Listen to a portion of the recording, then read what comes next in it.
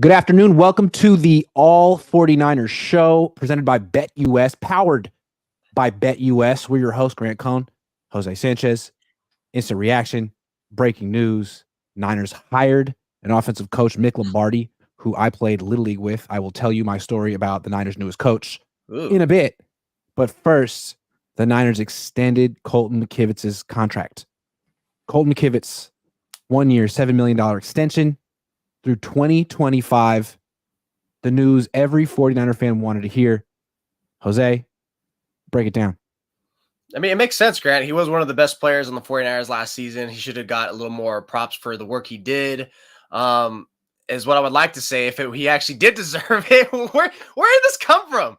Like, I'm just looking through my phone. I see the notification. I'm like, huh? What do you mean extension? Like, I didn't even know he was due for one. I didn't know he was on the last year of his deal, which I guess, like, okay, cool, an extension, but $7 million worth, which I'm not even sure how that extension was. Does that mean he's going to kick in towards next year, or are they spreading it around? Are they averaging it from this year and next year? Like this, regardless, that it just feels random that they felt like they had to get that done. Look, I know I've seen people talk about like, look, he's an upgrade over McGlinchey, and it's like, is he? He's still pretty bad. It kind of feels the same. The only difference is one got paid heavily, the one didn't. This just felt like out of left field. I don't want to see the point of it because, again, he had 1 year left in his deal. Like, what does this mean? That means you're locked in with him the next 2 years, kind of, no? Yeah, I'm trying to think, what is the point? So from the Niners' perspective, they like McKivitz so much that they're afraid if they didn't do this extension, wrote it out for the season, that when he hit the market in 2025, he would get what, Mike McGlinchey money?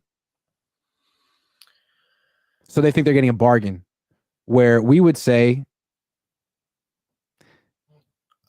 whatever, can't you do better than Colton McKivitz and Mike McGlinchey? Okay, that means they do believe that you had this year. You had an opportunity to get someone who'd be better than these guys, and you're cool with the McKivitz, McGlinchey, McLivitz. It's the same name. It's the same player. I'm going to start calling him Mickivitz. Until he starts playing well, he's going to be Mickivitz from now on. He's not going to be McKivitz. 68, 69. I mean, it's the same thing. I don't understand. So you got McGlinchey at a discount McGlinchey. McKivitz. They got McDonald's, basically. It just, to me, shows that they don't really value the position right tackle. Okay, no, you saying that actually got me thinking like towards more of their lens where I'm trying to understand it more. Like, okay, like, look, let's look it back to last year. We were criticizing them like, why the hell you guys think McKivitz is your good replacement? But they clearly think he's a fine guy, right? Yeah. Like, they never went to the draft. They never inquired about the free agency. And we criticize him for that. Like, look, the Roosters are going to come like to head, like at some point, like he's going to be like, maybe it's not going to be a weakness shown in the regular season. Could you skate by? We just saw them skate by with McKivitz being a liability. It's when the playoffs and especially the Super Bowl where we really see like, okay, like now he's starting to be a little exposed now. So clearly they like him. And I think what them doing this means it's, look, we're no guarantee we're going to find a guy, a right tackle in the draft or free agency. Why not do someone we're comfortable with? We know. And possibly, most likely, I think they think that he can get better, which is crazy to me. It's like, you think he can get better? But I definitely see that. Why? Because these guys don't know how to assess offensive linemen like that. They don't. They haven't developed anyone. Well, to me, I'm going to give him a little more credit than that. Like, Chris Forster's a good coach, but I just feel like what they're aiming for on the offensive line is so low. They're looking for guys who are good enough, right? And what they would say with Colton McKivitz is, he's good enough. Knows our scheme. He didn't lose the Super Bowl for us. Like, that's the bar for the offense. Everyone except for Trent Williams. Aaron Banks, good enough. Jake Brendel, good enough. Colton McKivitz, good enough. And that's fine. But, like, why is offensive line the position you do that? You don't settle for good enough anywhere else on your team. But you do on the offensive line. Why? Especially after the way you lost the Super Bowl. You know what's funny is that offensive line, obviously poor and done. Everyone will talk about the tackles, but again, as more we're talking, like, you know what? The interiors feels like it's more important than tackles for the 49ers a lot in terms of the run and pass game. I mean, look, there's how many times can we point to the offensive tackles being the reason why the 49ers have lost like a costly game or ended their season? I mean, this past year, interior, 2019 interior, Chris Jones wreaked havoc all day, tipping balls and like making Garoppolo look worse than he already was. And then the year before last, when Purdy, hurt his elbow, tight end, it wasn't a tackle. So, in that standpoint, like, okay, look, if you want to give credit, like, okay, fine, yeah, to his credit, the tackles have been fine in terms of big moments, in terms of season ending. It's really that interior where teams like really disrupt them. And when teams want to blitz, I don't notice them going around the edges. They just shoot them up the middle and towards like between the centers and the B gap and the A gap. So I mean, if the defense are telling you what your weakness is. If anything, if you want to go poke at that, they tell you what their weakness is. They don't think that it's, your edge. Obviously, it's not Trent Williams, but as much as McKivitz is like not great, like they will go into your interior and try to pick on that. That being said, depending on where you look, if you go on sysdatahub.com, they got McKivitz giving up 13 sacks last year. And as anyone who watched the Niners play, when they wanted to run the ball successfully, they ran left. Because when they tried to run right, they wouldn't get any push at the point of attack. I mean, the right side of the offensive line hasn't really been good at anything in a while. And the idea of locking in players on that side and acting like you got that solidified is kind of rich. Thought you were sort of the McKivitz experiment felt like a stopgap. Like you didn't have a first round pick. You weren't paying him that much money. See how it goes. It was, mixed results, but now you got a first round pick and now you're going to get that offensive tackle. Psych. We like McKivitz. I almost called him McGlinchey. Sorry. Yeah, okay. So you're just going to bring back the entire offensive line the way it was last year. You're just going to chalk it up to continuity and just blame the entire Super Bowl loss on the defense. That's what we're doing here. Really? Deebo Samuel did say the reason why he's confident the Niners aren't shattered or broke faith is because 95% of the people are coming back. Running back 5.0, baby. Let's go. All right, look. In defense of this, I'll say McKivitz's guarantees is only 65%, which is what, like 6% of 4 million is, 7 million is like what, 4.5 in that range. So, like, okay, like that's not terrible. But look, if most of that guarantee, if not all of it, is next season, then okay, he's probably staying on anyway. So he's gonna see that $7 million. Like, I'm a big guarantee guy, but again, it's like if you're gonna see it all, like, okay, well, it's gonna be all of it anyways. But yeah, this feels like another kind of a contingency or hedge bet from Kyle Shanahan and the 49ers, which is similar to what they did just last week with Nick Sorensen and Brandon Staley. Yeah, it seems like they're gonna run it back with the same exact offensive line as last year. And Niner fans have been really counting on addressing it this offseason. And they just addressed it. Rules them out of like finding another person at right tackle for this season? Or you think this kind of pencils them in? I guess they could draft a right tackle, but not a guy who's going to start right away. So someone in the middle rounds, they could. They probably should. But this is their starting right tackle this year and next year. Okay. Yeah. Free agency, there's no answers. I took like a nice little 10-minute look at for overall free agency for the first time the other day, and it's like, wow, like tackles, like not like I really thought they were going to go there in the first place because you can't find your answer there in free agency. You had to draft them, but just wanted to peek, and I'm like, what? There's not really many options. There's a lot of interior options you can go for, but no, like, yeah. So I guess in that standpoint, find your little safety net and then go for the draft at some point. But yeah, I don't know if they're going to find that necessarily immediate impact starter right from the jump. Yeah, it just seems like what they'll do is replace Feliciano. Sign someone else or draft someone to be that. I wouldn't mind bringing Feliciano back versus Burford. I don't want to see Burford at right guard again. Don't put him there. Well, they got to figure. Maybe that's the position they address. Burford. I think it is. He got 2 years under his belt. I think they're pissed off at the interior. They're tired of that being so squeaky. And look, like Brendel was fine last year, 2023, but 2022, but he's kind of just a guy, right? Like they kind of want maybe more of a look. We talked about why that pass protection was so weird in that final play. Maybe Kyle Shanahan actually views it like that's Brendel's fault for not changing the protection. Why is no one talking about that? Like we all know that Brock Purdy doesn't have like that fingerprints. Like why doesn't he view him like, look, Brendel might not have had like a poor game blocking wise, but where the hell were all these pass protections? Why couldn't this guy check? Like everyone keeps talking about Purdy and Kyle Shanahan. Look, Kyle Shanahan gets blamed for the calling and protections, but to his mind, maybe it's like, look, you are like the brains of the operation, Brendel, and you let us down like so many times. That was putrid. So I'm thinking maybe that's what he's looking at replacement as well, more than he does at the tackles. You might be right. Interesting call. So a lot of people thought the Niners were going to take an offensive tackle with 31st pick in round 1, or maybe even trade up. I'm starting to think they're not going to do that now that they've extended Colton McKivitz's contract through 2025. What position do you think the Niners will draft in round 1 this year, assuming they don't trade out? Yeah, I don't think they'll trade out, but I do see a little bit of a trade up. Maybe they go up a few spots to get with the Buffalo Bills or something like that. Like I tried looking at teams like who like in the past, or maybe they have relationships with that be down with. Maybe like something like that. Like nothing crazy that would make them get that give up too much of a surplus for what they had the cash, because they need to really supply their team with some nice young players. So look, it's the cop-out answer. I think it's going offensive line. Like, look, the more we're talking about this last little segment, this last topic, it's like, dang, I'm even more confident that not offensive tackle, but now it's like I've been seeing Daniel Jeremiah talk about he keeps attaching the Niners to that Duke prospect, that center guard, Graham Barton, and I'm like, maybe that's the guy. I think that's where they're trying to look. I think they really want to beef up their interior offensive line finally with one of those. And look, you can kind of explain it like at the end of the round one for a nice, like pretty nice polished center. Like that makes sense, right? Like after tackle, your most valuable position on offensive line is center. So maybe he wants someone there to be a shirt up guy who can go left and go right and help seal block other sides or swing and make the right protections. So yeah, I think if we're going offensive line interior, specifically center. Or they could draft a guard too. I'm looking at the Saints. They had Drew Brees. They drafted Cesar Ruiz a few years ago. He's their right guard. They drafted him in round 1 with the 24th pick. So the Niners, what they could do is take an interior offensive lineman, put him at guard, move him to center. Whenever they got to do it, someone who could do both. I think Graham Barton. That would be a pardon. Was it say the guy's name again?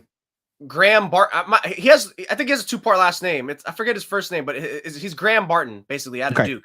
He's like really propped up by Daniel Jeremiah, and he's like in the top 5 of everything for interior. I'm like, okay, cool. Out of Duke too. Names, but I'm just spitballing that one as of now because he's really projected to be end of round or early for round 2. Interesting call considering Laken Tomlinson went to Duke and the Niners traded for him. Really like those high, like I kind of like Ivy League teams, but like like those really like astute for sure colleges. So that would be a great pick. It's not going to happen, Jose. So I think it'd be great. It's not going to happen. D-line. That wouldn't shock me at all. The end. Wouldn't shock me. And look, if they hit, it'll be a good pick. They need one. I'm thinking the Chiefs 2 years ago with the 30th pick, they got George Karlaftis. If the Niners could get their George Karlaftis with the 31st pick, that'd be a great pick. And they're set up. I mean, I don't think they want to. They're spending so much money on Nick Bosa, they can't really afford or justify getting another starter in free agency. No. So you get a guy on a rookie deal. Chase Young technically was on his rookie deal when they traded for him. I would be willing. I would actually put money down if the Niners will draft a defensive end in the first round. Wouldn't be a bad bet. No, that wouldn't be a bad bet at all. I mean, look at their history. It's a little bit harder, especially because the Niners haven't had like a real first round pick the last 2 years. And even 3 years ago when they got Trey Lance, like that's kind of like, come on, we all knew they were going for quarterback. So, but yeah, you would definitely, if you want to go that way, I have no problem with that. They only went offensive line once with McGlinchey. That was when they're like what, top 10, top 12. Yeah. So defensive line makes sense. It is a need. It's there. They need to finally get the Robin to Nick Bosa's Batman finally. Because look, Drake Jackson was a bluff. He was a whiff. Yeah. They could. Randy Gregory, he's fine, but he's a role player. Chase Young, he's just a guy. They need to find that guy. They haven't had that D Ford opposite of Nick Bosa since 2019, and you get that, then it's going to really unlock a lot of things to your pass rush. Yeah, sure. I mean, it's great to have great players. I'm just saying, like Drake Jackson, for example, is he worse than Colton McKivitz, or do the Niners just have higher standards on their D line? Like Drake Jackson's done some good things for the Niners. I mean, he's basically a liability, but so is McKivitz. He's basically a liability, but so is McKivitz. And the Niners are willing to work around McKivitz, but not willing to work around Drake Jackson. Like, why do they have to have premium talent at all 4 D line spots, but only on one offensive line? I'll never get that. I don't get it. It's funny how you say that. So Drake Jackson is the Colton McKivitz of the defensive line. Yeah, for sure. It's not starting capability. Like, he's fine for a good few snaps. No, but that's a damn good point. To me, because again, I think the Niners look at it as like their D line is going to win them the game, where the offensive line, their job is to not lose it. It's a whole different mentality.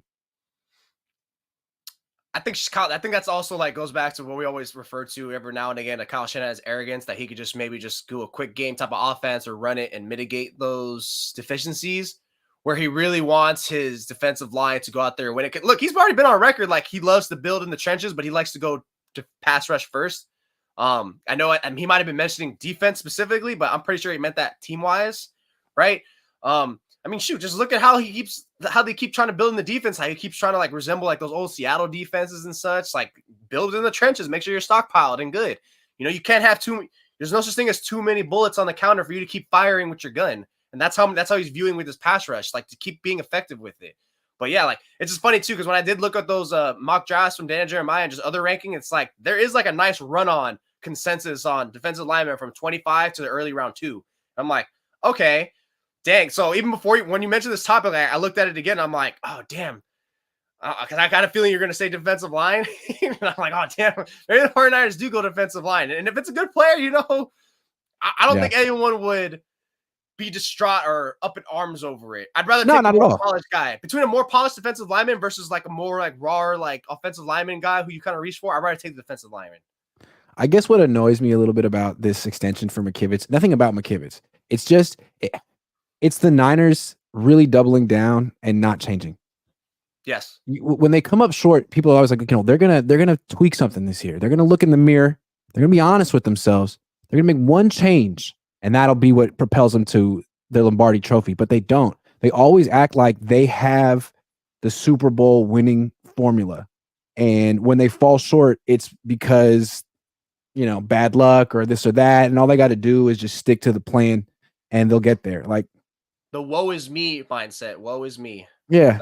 That's the Chiefs change up more about their formula than you guys do, and they've won Super Bowls in different ways. You guys are the same team every year. Cheapo lines, expensive D line. I mean, what it's going to be, and you don't switch it up. Even though the offensive line was directly responsible for the team losing the Super Bowl, directly responsible for it. He could dispute that if he wants. He seems really intent on blaming the defense this year. It was their fault. No way. When you think about it, though, if you do restock with your offensive line with a lot of draft picks, like you're going to trust your starting lineup at offensive line with that many rookies. Like I'm sure 1, but you're going to go 2. Dare I say 3? That's impossible. Like I don't see Kyle ever doing that more beyond 1. That's going to be tough to envision. And again, we already know how cap strapped they are in free agency. I'm sure they're going to restructure a handful of contracts, probably get like 15, 20 million free. But it's like maybe you sign someone, but it's like. What are you really going to do? This kind of really stems from what you failed to do in years prior in terms of getting these guys and your misses on players like Spencer Burford, Jalen Moore, and stuff like that. Like these guys are literally just no better than emergency role players, emergency fill-in for a game or two. It's true. And it's like, to me, Colton McKivitz would be not starting for most teams in the playoffs. Yeah, no. Not starting. But on the Niners, he is, and they're trying to work around it, and the rest of the team is so good it could work. Let's pause to check out BetUS real quick and see what's up as we head into free agency. I think this one's cool. The coach of the year. Defensive line. We'll check that out in a second. The coach of the year props are up. And hold on. Dang. Harbaugh, obviously. Plus 700. Favorite. Matt LaFleur, Raheem Morris, Shane Steichen. Kyle, way down here. But it's not really a slap. It's not really like a slide against him because Andy Reid has the worst odds, which is funny. I don't think Andy Reid ever won it. Yeah. Which is stupid. He should win the award. He's the best coach. But the best coaches never win this award. Here's the thing about the Coach of the Year award. It's the opposite of MVP, where the MVP goes to the player on like the best team who contributed the most, and the coach is gets the winner of the coach who exceeded expectations, that brought you out of the trash. Whose expectations? Huh? Whose expectations though? That's the thing. Exactly. The guy who exceeds expectations. Past, like to me, I thought it was D'Amico Ryans, right? Because who the hell thought the Texans were going to go to the playoffs? Like they gave it to Stefanski because it's like, okay, he juggled through multiple quarterbacks and such, and somehow made it to the playoffs. Like I thought it was D'Amico Ryans, and then the year before that, who was it? Was it Doug Peterson or was it? It was Doug Peterson, right? Yeah. Yeah. So like again, it's pretty much like who brought them out of the ashes. So who's a coach maybe new or second or third year or whatever, that a team that was middling or poor, that's where I'm probably betting my money on. That's where the winner tends to go to more times than not. I guess they're expecting Raheem Morris to be that guy, or Mike McDonald actually has pretty good odds to be that guy. McDonald would not be a bad get. Like that defense could probably be really good under him. The offense serviceable. Maybe you go 9-10 wins with him. This is such a ridiculous award. You win 9 games, you're the coach of the year. And Andy Reid isn't. Dude, Andy Reid is better than you. What award do you need? What a joke. I'm sorry. Kyle Shanahan, I'm putting money down on Kyle. He's going to win next year. Like $10. I'm still pissed that Kyle never won it in 2019. I win $350 if he wins this. Confirm. Yes. I want to see the free agent stuff though. Next team. Let's see. Niners. What the? Hassan Reddick. What? Plus 700. Go to the Niners. He's not a free agent, is he? What if they get rid of him? Oh, that's right. He asked for a trade. Yup. Hassan Reddick. He'll get traded. I think he'll get traded. They got Falcons, Lions, Niners. It's an arms race. How are the Niners going to afford him? They just extended Colton McKivitz. Are you kidding? I'm putting money down. Plus 700. Hassan Reddick, $10. $10 to make 7. Can I put 20? No, but I can put 10 to get Hassan Reddick. It's going down. $10. We're trying to manifest. Oh, yeah. Because having Hassan Reddick and Nick Bosa on the same team is like football. Oh, my God. That's like Madden right there. I mean, Hassan Reddick's like the only reason the Niners haven't won a Super Bowl right now. Lock it in. I just found it. That's new. BetUS, learning things because of that. Thank you for powering my show. All right. Let's get to the news. The other news. Mick Lombardi. The Niners have hired Mick Lombardi to their coaching staff. They haven't said exactly what his role is. It's probably going to be the pass game coordinator. Here's who Mick Lombardi is. He was the assistant to Jim Harbaugh, the assistant to the head coach in 2013. He was like 24, 25. Harbaugh brought him into the organization. He was at Fordham before then, where he went to college. Then he was an offensive assistant in 2014 with the Niners, a defensive assistant in 2015 with the Niners under Tom Sula, offensive quality control for the Niners under Chip Kelly in 2016. Then he went to the Jets as an offensive assistant for 2 years. Then he went to the Patriots under Bill Belichick, was an assistant quarterbacks coach in 2019, was a wide receivers coach there for 2 years, and was with the Raiders the last 2 seasons as the offensive coordinator under Josh McDaniel. Didn't call plays, but he was an OC. And now he's with the 49ers. I know Mick Lombardi personally. Mick Lombardi, his dad is Michael Lombardi. Michael Lombardi used to be with the Raiders for a while. And Mick Lombardi is a year younger than me. And I guess he was living in Oakland for a while. So when I was in 8th grade, he was in 7th grade, and we both played in North Oakland Little League. North Oakland, South Oakland Little League. I was on the Tigers. He was on the Rangers. He was okay. This is a story I heard. I wasn't there. He went to Corpus Christi, which is a Catholic middle school in Oakland. I had a lot of friends at Corpus Christi. You're younger than me. So when he was in 8th grade, I was in 9th grade at Bishop O'Dowd, the Catholic high school in Oakland. At Corpus Christi, they do a thing called Runts and Grunts, which is a 2-on-2 basketball tournament, kid and a dad versus a kid and a dad. It's a really, it's a nice thing to do. So Mick Lombardi, 8th grader at Corpus Christi. His dad is Michael Lombardi. If your dad can't participate for whatever reason, they will let you bring a substitution, someone else who's not your dad. I heard from people who went to Corpus Christi that Mick Lombardi, as an 8th grader, brought Jerry Porter. What? Jerry Porter, wide receiver for the Raiders, and he was just dunking on parents. And I also heard that they didn't win. No way. I heard they didn't win. Brought Jerry Porter. So that's Mick Lombardi. In addition, that year, also an 8th grader at Corpus Christi, Jim Harbaugh's son, Jay Harbaugh, who is a special teams coordinator at the Seahawks right now. Remember, at the time, Jim Harbaugh was a quarterback's coach for the Raiders. Right.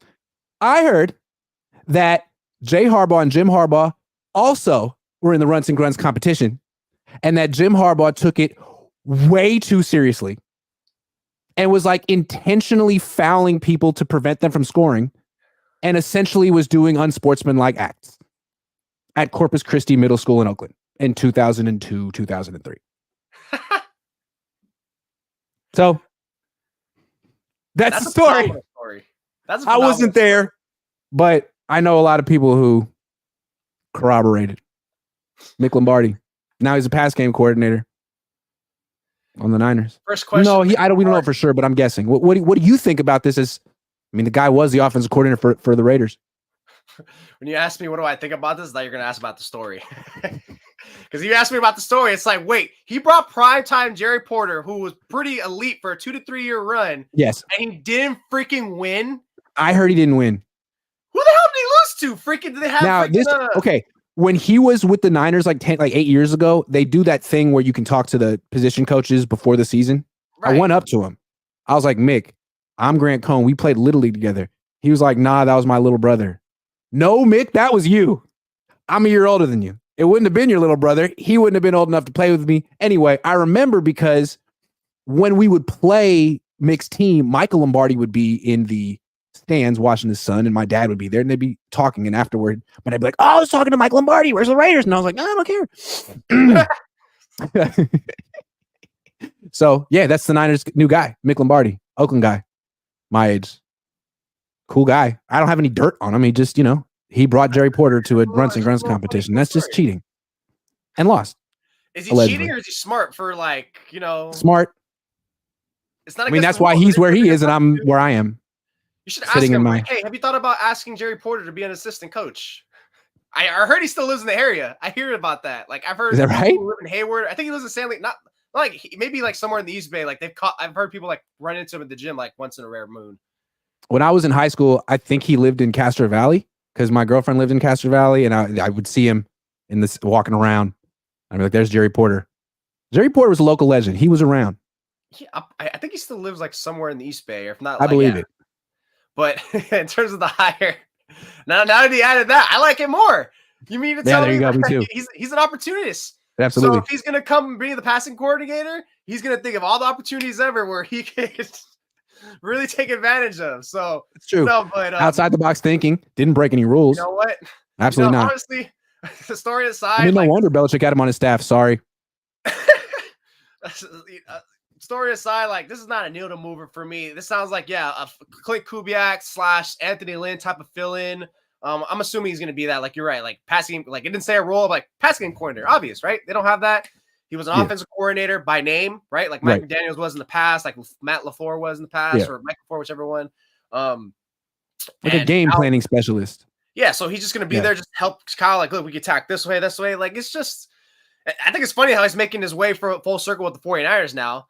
But yeah, I really wonder what he's going to really bring to the table, because look, like, his tenure with the Raiders, whatever he was doing with McDaniels, like, was ugly. Like, I'm not sure how much Josh McDaniels actually listened to Lombardi during that tenure with the Raiders, but for the 49ers sake, they better hope that Josh McDaniels listened to nothing Mick Lombardi did, because that would mean that was all McDaniels doing, because all McDaniels doing was terrible. Because if that was all done by Lombardi's suggestion, that was ugly, and they're getting nothing here. That was terrible. It's impressive, though. He's now been hired. He's now worked for Jim Harbaugh, Bill Belichick, and now Kyle Shanahan. So he keeps getting jobs. The best coaches in the league seem to think he's pretty good. He has a lot of fits, too. You see how many roles he kept getting? So it's like, okay, cool. So that they view him as a good, he's a good football mind. I'll say that. If you keep seems like it. All these places. And you look at Clint Kubiak, he came in for 1 year, learned the system, was the pass game coordinator. Now he's calling plays for the Saints. So this is like a springboard position for sure. And this could be the best thing that ever happened to Mick Lombardi, other than getting drafted by the Rangers in North Oakland Little League in 2000. Well, it's definitely not going to be the worst thing, because the worst thing is when he lost that 2-on-2. How do you lose with an NFL player? Who was there? I got to ask him about that. Who was there? Who the hell was there? This is going to trigger me all day. Well, maybe Harbaugh. Maybe the Harbaughs won. Okay, if you lose to the I don't care. You can't lose to the Harbaughs. Maybe Jim and Jay won. Look, tomorrow I'm going to be watching UFC with my cousins, just like sipping a beer. I'm going to be like looking at them pissed off, like, dude, how the hell do you lose the NFL player on 2-on-2? They're going to be like, what are you talking about? I'm like, sorry, I'm just a little pissed off right now. He's probably blaming on Jerry Porter. He just wasn't hitting his shots. Errol Tolbert says, Grant, do I need to make a deposit on Sleeper, or do I need to just make picks also? I'm over the NBA. Make a deposit. It could be a $10 deposit. Use promo code Cohn, and I would be eternally grateful. Do everyone watching right now, if you want to be my friend, go to Sleeper, download the app, use promo code Cohn. When you make a deposit, it'll be $10 deposit. I'll personally be your friend. I will send you a Christmas card on Christmas. Thank you. True story. All right, Jose, what do you think the Niners' plan at backup quarterback is? Backup quarterback. It's finally good that like backup quarterback doesn't feel like such a spotlight as it has in years past, thanks to Jimmy James, Richard Garoppolo. But I think honestly, first and foremost, they're gonna probably look to see if they can get Sam Darnold back. I think they like him. I think it's just this point, it's a relationship thing. It's not so much whether he can do performance. Well, you know what? I think it is performance wise. I think they do think he's a capable quarterback. I don't. I don't. Personally, to me, I don't care who you go as quarterback because I don't give a damn about backup quarterback anymore. Can we finally start devaluating this position? No fan base, no team in the league talks about backup quarterbacks in the last 5-6 years more than comes the 49ers topics. And it's all because of like Jimmy Garoppolo and Trey Lance. Like, and I get it. It's like, well, if you have a capable backup quarterback, then it's you have a good talent around you that you can still skate by for a portion of the season. Yeah, sure. But look, if Brock Purdy goes down, you're kind of screwed. You're kind of screwed. But yeah, I think first of all, it's going to look at Sam Darnold. If not, then just find someone who is a relatively cheap backup out there. Go for like 2.5, and then you're going to draft someone. I fully think that they're going to draft someone. Sign someone cheap and draft someone. Because at this point, start devaluing your backup position. I don't want to hear too much of this. Like, because every other team in the league, if their quarterback goes down, your season's over. Like, stop trying to mitigate and trying to find like, oh, we got to find someone who can be our next Nick Foles from 6 years ago. Like, no, stop. That's not going to happen. Backup quarterback, no mas. Sign someone. I disagree with you on this. I strenuously disagree with you. Like, I'm looking right now, 9 quarterbacks played 17 games last year. Then you had Purdy, Mahomes, and Lamar Jackson, who, had that bye week at the end of the year. But like, still, it seems like most teams have to play their backup quarterback at some point in the season. And if that guy sucks, then you're in trouble. But look at the Browns. Like, they had Joe Flacco their season. They made it to the playoffs. Obviously, you're going to need your starting quarterback to come back at some point to win that Super Bowl. But if you could have a backup who just like keeps you in it, like the Bengals did, is that Darnold? The Niners think it is. I mean, I think they re-sign him, frankly. I don't think there's a market for him. The same contract that you did with Darnold last year, 4.5, or was it 5 million essentially at the end of when it was all said and done? Why? Why are you spending that much? Yeah, he's definitely not. Well, remember last year it was like they probably thought he was actually going to play due to injury or playing time. Like, so that was a little weird, like with that whole quarterback situation. He'd be making 5 times as much as the starter. Kind of weird, right? Yeah. So I think this year it's like you got to take half of that. So Darnold might be like, wait, why am I going to get paid half of that? Which in context is like, Darnold, out of you starting is not going to happen unless Purdy gets hurt. So right. No. So maybe he'd rather go to another team where the quarterback isn't as good. And I keep seeing his name floated around teams like the Steelers or the Bears, or I don't know, some weird stuff. And I'm like, or the Broncos I saw. And I was like, what? He's going to get offers. So he's going to have offers. So he might go. He might leave. I think he's gone probably, to be honest. So at that point, find someone, 2.5. Here you go. I wouldn't mind Jacoby Brissett for that. But to me, it's like, look, don't empty the coffers for these guys. Don't do a $5 million deal, Yeah, just re-sign Brandon Allen and draft a guy. How about that? I wouldn't mind. Give Brandon Allen the vet minimum. Here you go. And then draft a guy in like the 5th round. He's making the minimum. And you have the cheapest quarterback room in the league by far. I don't see why you want to bring in someone who's making significantly more money than Brock Purdy. Like, why? You're not hedging in any way. Brock Purdy's healthy and he's not proven, but he's close to it.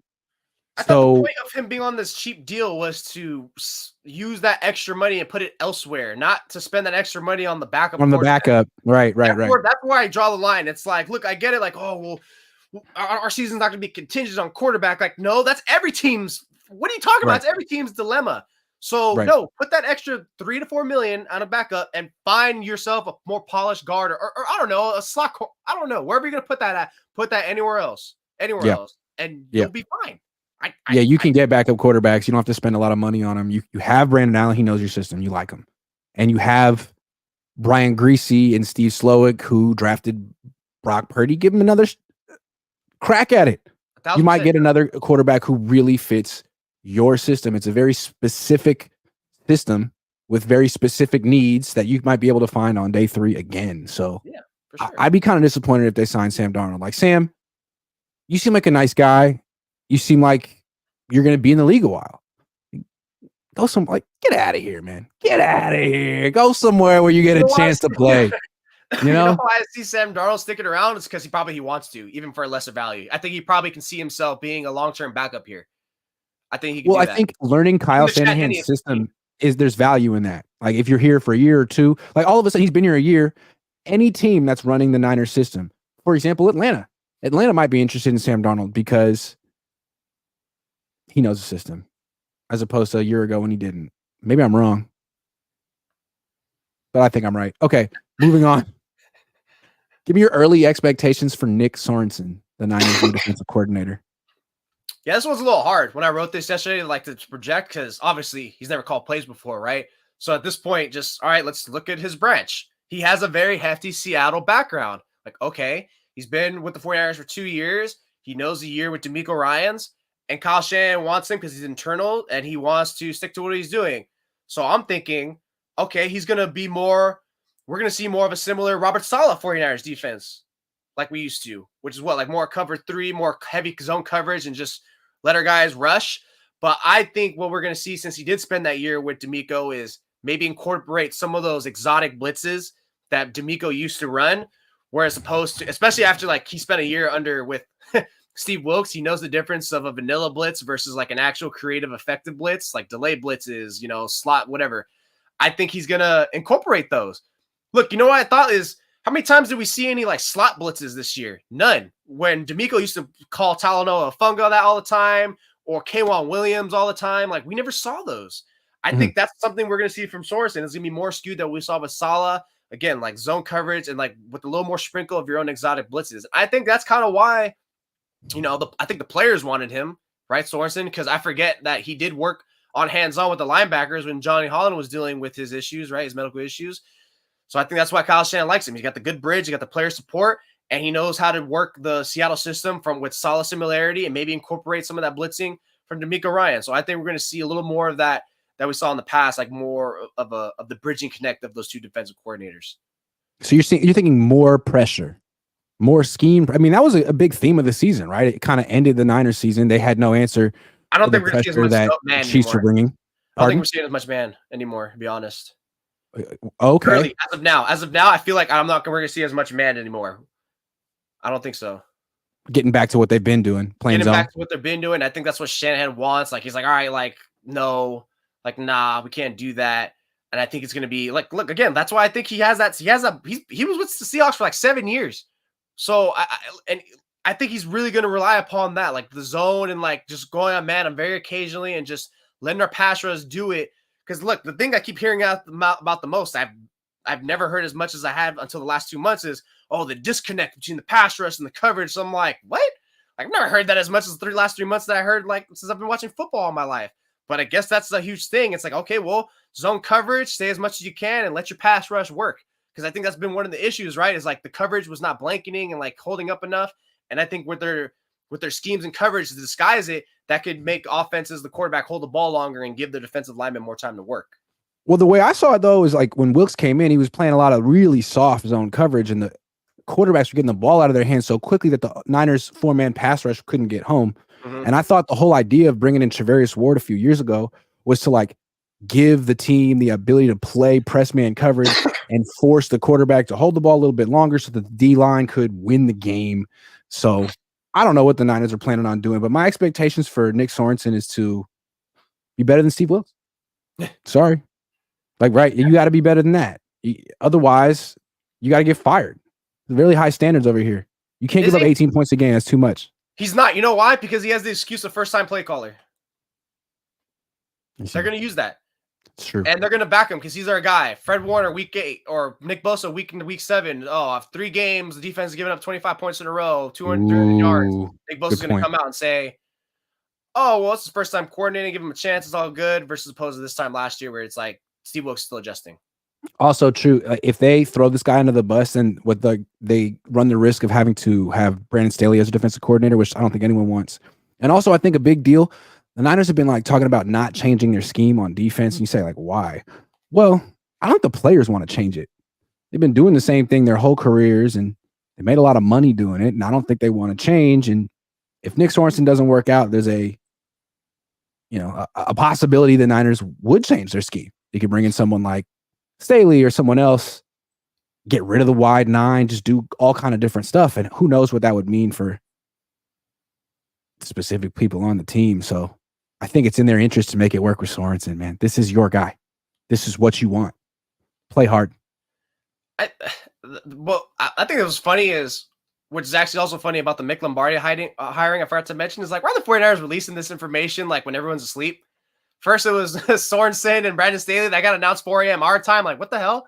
And then this time, like, I was literally awake. You're probably asleep at 9:30 where Mick Lombardi got announced. I'm like, you guys are sneaky. You just don't want to be. You guys really hate all this attention. But anyways, I absolutely fell asleep at 9:30 last night. See, but the Brandon Staley hiring really like overshadowed the Sorensen thing. Like that got talked about, at least by me for sure, more than like Sorensen, which is why I wanted to like talk about more expectations on him. Because look, I think the expectation is, and I said this similarly when going into that first debut year with D'Amico Ryans. He was a first-time play caller, and it was like, look, don't expect him to be Robert Saleh off the bat. Like, don't expect Sorensen to be elite right off the bat just because he has a great roster, right? There's probably going to be a rough stretch. My thing is like, how bad's the rough stretch? Is it costing you games, multiple games? If it does, Shanahan, I think, will unofficially on the sly tell Staley, like, look, you're going to share a little bit of play calling duties with him. I really genuinely feel that. Why? Because last year, I think he wanted to do that with Steve Wilkes. The problem is he didn't have anyone he feel confidently to promote, or in terms of he didn't want to leave multiple holes, right? Because if he promotes Sorensen versus if he fires Wilkes, who's going to be like the pass game coordinator defensively wise? Like, so now he has that contingency. I'm not really concerned about the scheme of the defense. They know what they want to do. They're not changing anything. They have Brandon Staley, who is smart. Why is Brandon Staley not the defensive coordinator on this team? Why did he get fired on the Chargers? He's not a leader of men. No, that's my biggest gripe. Right? Okay, so fine. You're not in a leadership position on the 49ers. You're just helping. Great. Robert Saleh, D'Amico Ryans. Leaders of men. And to me, my expectation for Nick Sorensen, you got to be, we don't know you, man. You played in the league. These guys know you. They seem to like you. You need to show that you're a leader of men.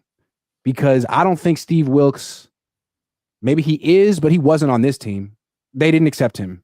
You need to be a real leader in ways that even the head coach isn't sometimes. That's something that has nothing to do with experience. That's either you got it or you don't. Steve Wilkes coming in kind of felt like almost like that stepfather kind of thing where it's like, oh, we can't accept you. Like, you're not a real, like type of that thing. And it kind of side eye it where it went kind of cool at first that you tried, but like, yeah, this guy's corny. Like, no, like kind of that thing. And, you know, with Wilkes, like you're an outsider, like you have to be precise in how you really enter your way to the defense. Like, again, you're an outsider, how you approach, you take the aggressive approach. Like, look, this is how it's going to be. Or like, guys, I'm excited. Like that be buddy, or like you play it both ways. So he kind of really did have a hard task, which, you know, I'm not trying to excuse him. He took the job. He knew what he got into, and it didn't work. Fine. But with Sorensen, it's like, okay, look, now you have the inside. You're going to have the backing of players, and I think you have more of a leeway to mess up a little bit because the players won't throw you under the bus or say there's a learning process for you, aside from the fact that you're a new play caller and you'll get it done. So I think that's where it's going to be venturing towards on that side. Also, if the defense, he's such an easy target, Nick Sorensen. If the defense underperforms, who's getting blamed? Nick Bosa. It'll be Nick Bosa. No, it'll be Fred Warner. No, it's going to be you, Nick. Sorry. Nick Sorensen. It's your fault.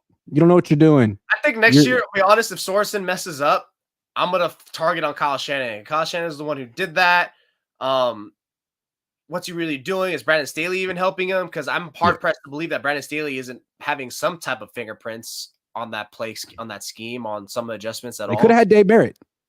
They didn't want him.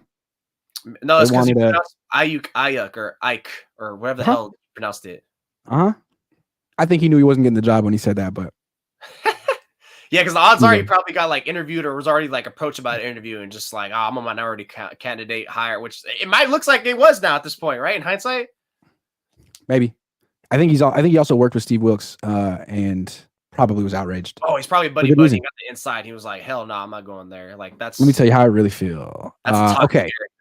So we're talking about leadership. Is Kyle Shanahan a leader of men? He's an elite offensive coach. Everyone would agree on that. And people respect his football acumen. No question about it. Is he a leader of men? Yes, given the way the players buy in and follow him and speak so highly of him. Like, I'm just going off what they do 100%. The only drawback and is the negative of him is that accountability factor, that arrogance, which leads him to take some false steps, right, in his thinking, and him thinking that he's like the most know-it-all person, which is kind of always a drawback of a good amount of leaders, right? Like, it's like they think they're everything. They think they know what's best all the time, even what's wrong. Ideally, a leader would probably be a little more open to suggestions, right? Whereas him, it's just forward thinking. Like he'll probably hear it, but it's not as open as it would probably be like. But I'm just gonna go based off how the players buy in. They always talk about Kyle Shanahan and everything. And look, the NFLPA report card said coaching. He got an AA minus, something like that, which is top 5 in the league. So to me, it's like, look, they love the guy, they respect him. So whatever he says is word, no matter what. Like Kyle does the quarterback, it's all good. There's never been anything, no problem in the culture at all. So 1,000% he's a leader of men. I just would like, obviously more self-reflection on his own part. I don't see him as a leader of men. Yes, they like him. Yes, they respect his ability to scheme up offense for sure. But I just don't think he has the ability to galvanize a team the way John Harbaugh does, Jim Harbaugh does, Dan Campbell does. Like, there's a certain emotional aspect to being a leader that Kyle lacks. And that's okay. It's okay because he brings so much to the table. Like, everyone wants a top 5 offensive coach in the league. Everyone, no matter what his personality is like. I just don't think he has that. I don't know what you want to call it. I don't think he has it. And I think the reason it worked so well with Saleh and DeMeco is they had it. You had these defensive coordinators who were almost leading the team, because what's interesting about Kyle, he's an offensive coach and an offensive head coach who tries to win with defense. When it's really the pressure's on, he's going to trust his defense over his offense, which kind of puts that defensive coordinator into the head coaching position. Like, he tried to win the Super Bowl with his defense just a month ago and fired Steve Wilkes for not getting it done. Like, no, man, you win with your offense. Go for the touchdown. What are you doing? I don't consider him a leader of men. I think he's buddy with the top players on the team. I think they respect him, but I think he needs his defensive coordinator to be that galvanizing force. And I don't know about, it for show ain't Brandon Staley. So it better be Nick Sorensen. It for show ain't Brandon Staley. No. Brandon Staley's a fraud. Okay, look, if you're comparing him to Campbell, John Harbaugh, and all those people, like, okay, for sure, in retrospect, he's not a leader in that category. Right. But is Andy Reid a leader like that? No. I think at this point, the way the game's going, you really want your head coach to be, what's the best way to do it? Someone who's calling plays. I feel like part of why the Jets are kind of in a weird spot in the first place. I know the defense is good, but why is it Robert Saleh calling plays, dude? That's what you got hired for. Mike McDaniel's calling Andy Reid. Let's talk about Andy Reid for a second. His style of leadership to me is very much empowering players. Very much. Which works. Does Kyle have that type of leadership? No. Like, Andy Reid lets his quarterback be the leader of the team. Kyle doesn't. Yeah. I will say, though, that they both have a good, where he is similar to Andy Reid, is like they know how to pick the leaders on the team. True. And both said Fred Warner, Trent Williams, like that's Chris Jones. That's perfect people you want. And he just lets them ride. He tells the players, like, look, get the message out. This is you. I'm the commander. You're the generals. Get it done. Yeah. Like, I'm running the play. Like, I'm the captain. Like, look at me. I'm the captain now. Like, go ahead. You go ahead. Talk it. For Game of Thrones people, he's the king, and he has a bunch of, like, the hand to the king, so 5 different people to go give him commands. So that's where I think is the similarity at, and they're both play callers. Like, so I guess in your standpoint, sure. If you want to take he's not a leader of men, okay, and you're right, it's fine. But does he need to be? Does he need to be? Because what's going on? Not necessarily. No, he doesn't. But what he needs to have is the self-awareness of what he is and what he isn't, and then compliment himself the way he did with Robert Saleh and DeMeco Ryans. That's why the Steve Wilkes hire in retrospect was kind of strange. It's like, man, Steve's like you. He's not like DeMeco and Robert. Steve's like you. And 2 of those type of coaches means that you don't really have a leader outside of the locker room. And we saw that the team had effort issues, which it shouldn't have had. So now maybe Nick Sorensen is young and upbeat. And that's frankly what the Niners need. They need that energy. from somewhere, I think. And I think that's why they brought Wilkes down. One of the reasons they're like, we need some energy on the sideline. It's not coming from our head coach. He's staring at his play sheet like he doesn't know what to order at IHOP. It's been a long time, man. Just get the Rudy Tooty fresh and fruity. Yeah, that makes sense. He needs the yin to his yang, and that he works does. For him. I think we all do.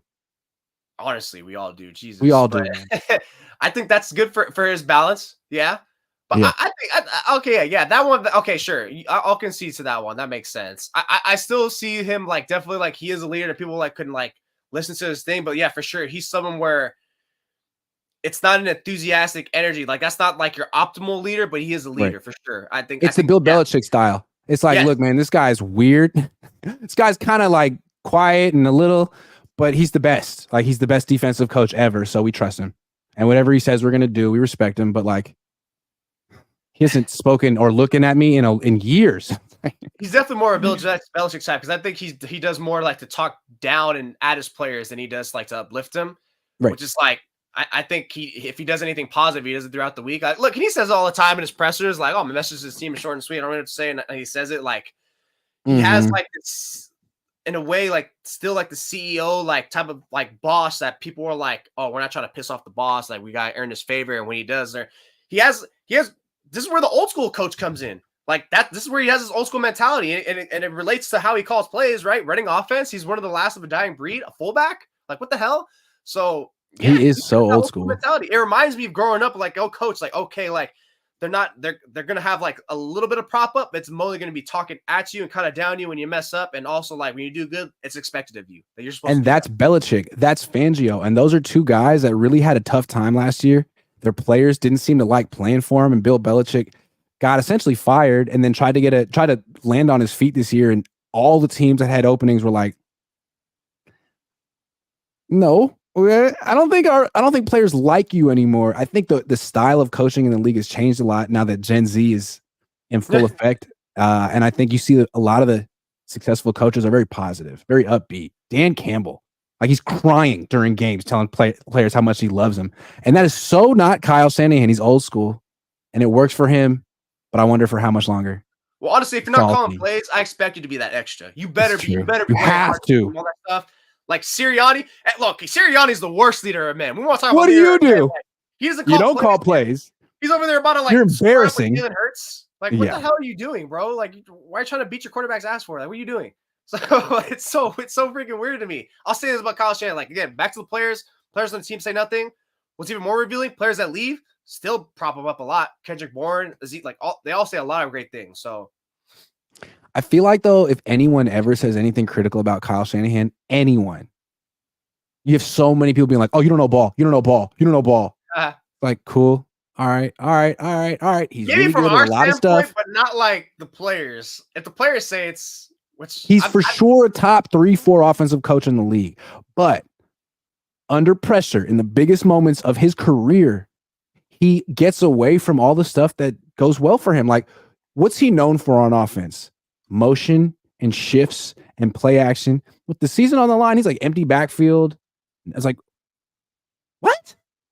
What happened to your run game? What happened to your offensive player of the year? What are you doing? Who are you right now? How are you trying to win this game? That's my thing with Kyle. He could be so good for so long, and then when it's really time to actually seal the deal, it's like, let me trick you. Let me do my defense. Like, what? I think that's where Kyle Shanahan gets exposed, can get exposed easily. If it's like the tricks and pony show, if it's not working, he's so easy to defend against, which is why if the running game's not working well, that passing game becomes so easy to defend, so predictable, which is why they went to that man coverage. It's like, hey, just don't get beat on those double, triple moves, on those little shimmy shakes off Ayuk, and Debo's easy to guard. I don't think Kyle has that good of a outright straight drop back passing game. I think it's pretty like vanilla standard, like something you find off Madden, where it only works where the running game's good. Because why? He runs so much formations out of run formations that defenses have seen. So when they do that, it's like, oh crap, it's not a run. Great. Receivers open in 2.5 seconds. So that's where I really want Kyle Shanahan, number one, to work on the most. Like you've talked about before, like get Purdy more on the move. Yeah, let's do some sprint right, sprint left, or something like that, and go on the move and do something more that makes the passing game efficient, where it's just reliant on your run game. Definitely. If you take that away, it's easy to defend against them. We got breaking news. The comp picks have been awarded. Oh, for 2024. according to Adam Schefter. So here's what the Niners are working with this year. In round 3, they got pick 99. This is overall. Round 3, pick 99. That's the Niners. Round 4, pick 132. Round 5, pick 175. Round 6, pick 211 and 215. Round 7, nothing. So again, that's 99, 132, 175. Did I say that one? 175 in round 5, 211 and 215 comp picks for the 49ers. 5 extra picks. 5. Woo! 5. Now, my question is, does that mean they have 16 picks now, or we just know what their comp picks are?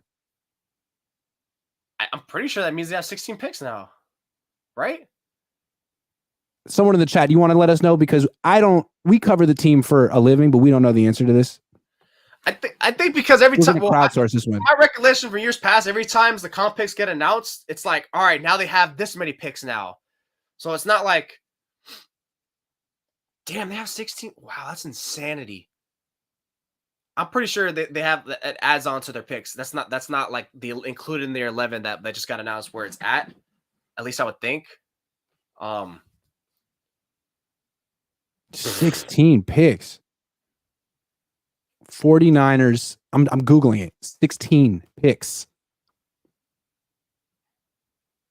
No way. There's no way. Someone tell us. We need to know. It's still 11. They say it's still 11. Still 11? Yeah. 16 would be unruly, unwieldy. What are you going to do with 16 rookies? Trade them. 16 picks would be crazy. All right. So they got their comp picks. Now we can make our mock drafts in good faith, knowing exactly where they pick and what we can trade. So that's good. That's the news. Comp picks. 5 of them.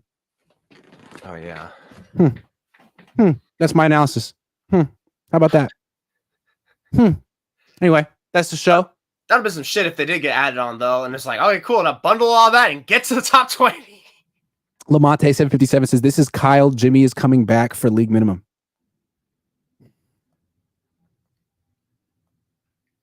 I was thinking about writing that because yesterday on the stream, I mentioned, I don't know what compelled me to say this, but I said March 29th, 7 o'clock in the morning, you wake up, Jimmy Garoppolo, 49ers, 1 year, 2.5. What's your reaction?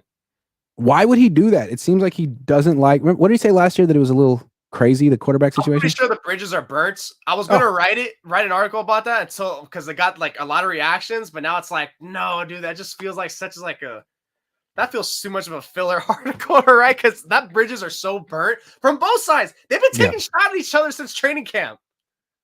Oh, before this, since the owners' meetings when Kyle said you can't get Jimmy on the phone, and but training camp, then Jimmy clapped back. And then remember when Trey got traded? He said like, oh yeah, there's always something weird going on there. And then even during practices, didn't like Jimmy say something weird? I don't know. It's just there's been a lot of like suppressed shots from pistols from each other. Joe Williams, former 49ers running back, says Kyle is the reason for all things, all the Niners problems, and Jed hasn't the stones to stand up to him. Joe, what happened to you, man? I loved you. Plus, you're a great pick. What happened, Joe? Well, I need to know. I need to know. All right. That's the show. Yeah, Thanks Joe, for watching. Hop on the YouTube, Grant. What? No, tell Joe Williams to hop on. Hey, what's Joe, up, where are you? Bring him back on. Yeah. That's right. I'm going to hit him up. All right, guys. Thanks for watching. It's lunchtime. Go eat something. Have a great day. It's sunny in the Bay for a change.